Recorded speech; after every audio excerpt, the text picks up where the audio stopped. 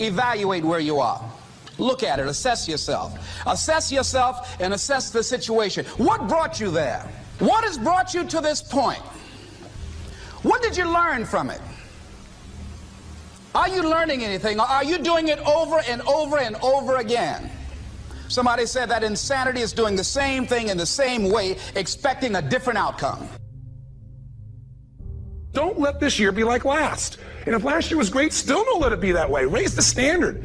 If your life is perfect and extraordinary, you darn well know you're not going to be happy unless you keep making it better.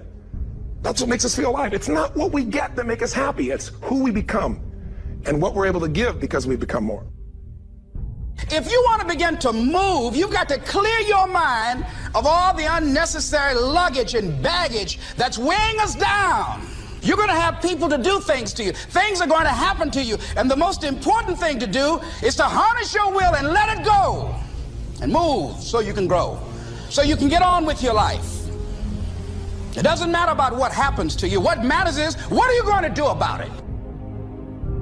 If there's anything that'll shift your life, that'll get you to thrive in a difficult situation, is take some massive action. Try something else. Change it, try it, move it. Progress equals happiness.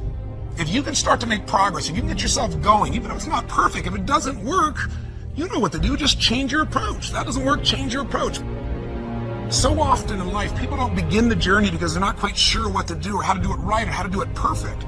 You want to change your body? Get yourself moving. Don't wait for the perfect trainer. Just go out there and move. Put on your shoes and move and get momentum.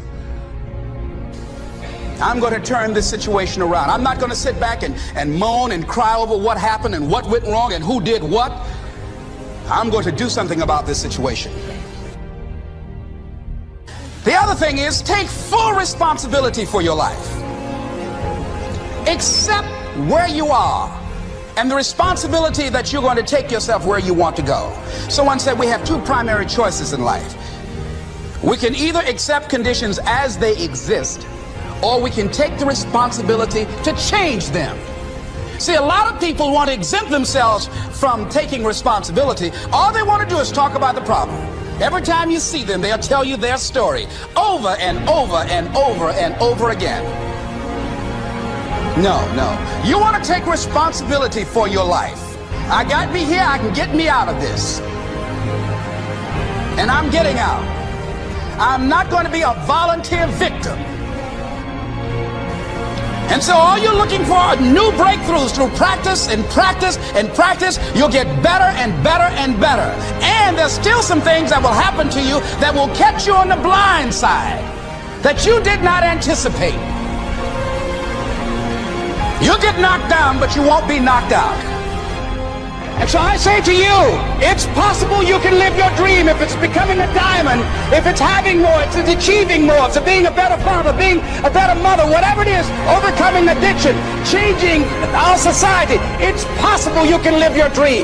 It's necessary that you have a plan of action, that you're resilient, that you stick to, and you work with the system, that you work with people, that you give support, and that you be there for them, that you have the vision and never give it up, that you become creative and relentless and keep on coming back again and again and again, and that it's you that you got to take personal responsibility to make it happen, and that it's hard. Easy is not an option. And when life knocked you down, jump back up and say, it's not over until I win.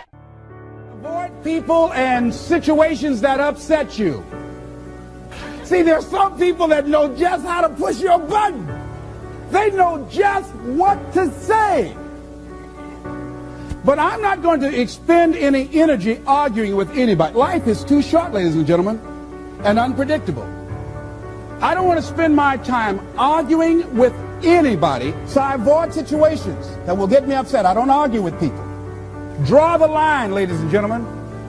There are certain things that we just go through life just taking, and at some point, you just got to draw the line and just say enough is enough. You got to do that with yourself. One negative stroke is 16 times more powerful than a positive stroke. And if you have people around you who are not sensitive to who you are, and the people that can hurt you the most, ladies and gentlemen, are the people that you love. That you love. They're the ones that you're vulnerable to. They're the ones that can get to you. And if they're insensitive, I don't care who they are. See, if you don't draw the line with people, if you just let them run rampant in your life, and you let things happen to you that you don't feel good about, if you continue to allow it to happen, you won't feel good about yourself. Your image of yourself will erode. So you've got to draw the line. Why do people just go to a job where they're miserable, day in and day out?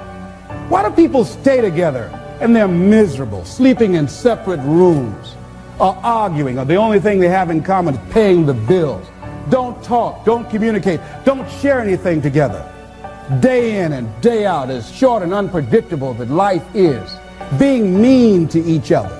Why do people do that? Known hells are preferable to strange heavens because it's familiar. See, life is rough, ladies and gentlemen. It's rough and it's scary. It's scary growing. It's scary taking a chance. It's scary acting on your intuition, on your guts. It's scary. It's frightening. There are people that's tolerating things right now, and they're immobilized by fear. They can see the hammer coming, and they're afraid to even move because it's scary.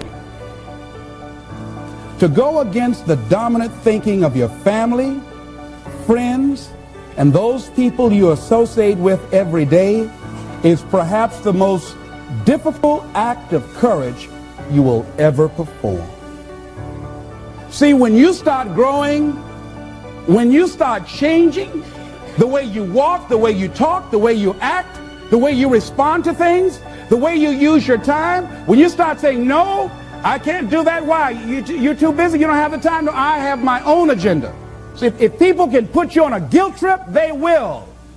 And use you and abuse you over and over and over again. You got to draw the line. You have to draw the line on them. Don't go through life feeling like you're powerless. Victims are people that are powerless. You're not powerless. You are powerful. You direct the power in your life. Whatever your life is right now, it is a duplication of your consciousness. It's a result of how you have decided to use your power. That's all it is. That's not who you are. That's just a perverted use of your power that you aren't satisfied with. And you've got the power to change that. Wherever you are, how, I don't know. But I know you've got the power to do that. But you don't know what has happened to me. It really doesn't matter what has happened to you. See, the only thing that really matters is, what are you going to do about it? That's all that matters. That's all that matters. You can allow it to destroy you, or you can allow it to build you up. We never get to a level where we feel that there's nothing else for us to do, that we've achieved a certain number of goals and we figure that we're through. No, no. You don't want to stay there and celebrate too long like a lot of people do. They do something they consider outstanding. They go around talking about what they used to do. See, let me tell you, I used to do this and I used to do that. Excuse me, used to be's don't make no honey. What are you doing now? You're still here breathing. That means you've got some more to give. Doesn't matter how old you are, doesn't matter about where you are, doesn't matter about what you have, doesn't matter about what you've done. Life is about growing, it's about being productive, it's about stretching, it's about challenging yourself. So you start looking around and decide, hey, what else do I want to do? What got me here? It's a time for celebration, but also a time for reflection. What got me here? What worked? What did not work? What do I need to do to repeat so that I can get the same kind of results in other areas of my life? If the goal is to improve my health, if the goal is to improve my relationship, if the goal is to improve my income, if the goal is to improve something in society, what is it I need to do? Now, don't get confused with what you do with who you are. Don't trip. Don't go on some type of ego trip, talking about how bad you are. None of us do anything by ourselves. Develop an appreciation for external support as well as good fortune, because all of those things play a role. The other thing is, don't go overboard celebrating. You must meet with triumph and disaster and treat those two imposters just the same. You look at it, hey, I did it. I feel good about that. Now you're moving on to the next thing. Things did not work out the way you wanted them to work out. You didn't produce the results you wanted to produce. Hey, miss that. Win some, you lose some. Next, moving right on.